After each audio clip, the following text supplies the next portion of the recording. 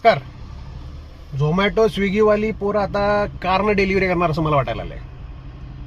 कारण त्यांनी आता डायरेक्ट 40,000 रुपये पगार करा मिनिमम अशी मागणी केलेली आहे. डिलिव्हरी बॉयचा पगार 40,000.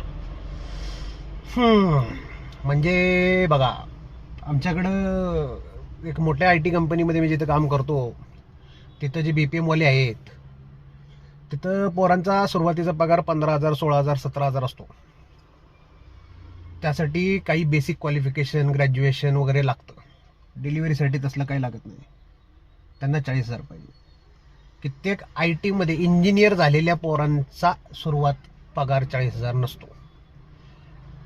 ह्यांना 40,000 पाहिजे.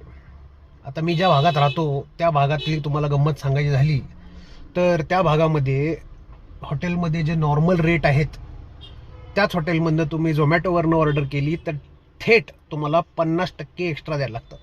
म्हणजे 450 जे नॉर्मल रेट असलेली वस्तू झोमॅटोवरनं मागवल्यावरती तुम्हाला थेट त्याचे 650-700 रुपये लावतात.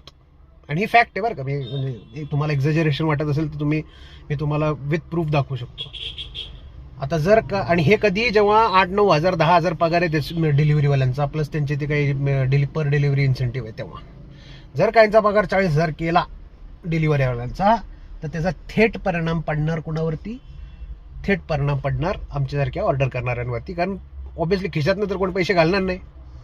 मग त्याचा परिणाम असा होणार की जी ते काय म्हणतात की नाही, डिलिव्हरीवाल्याकडनं मागून घेण्यापेक्षा स्वतः आपली घातली आणि जाऊन गाडी काढून जाऊन घेऊन आलं तर ते जास्त स्वस्त पडणार.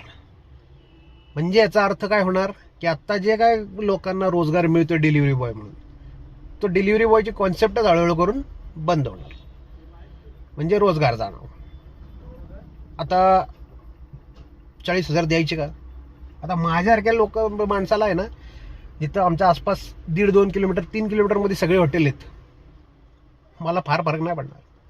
पण जे लोक 8-9 किलोमीटरवरनं ज्यांच्याकडे डिलिव्हरी येते, आणि खरंच पुण्याच्या काही भागामध्ये हॉटेल्स असे जो त्यांचा हॉटेलचा मेन्यू आहे, हॉटेलमधला रेट आहे तोच रेट ते झोमॅटोवरती लावतात.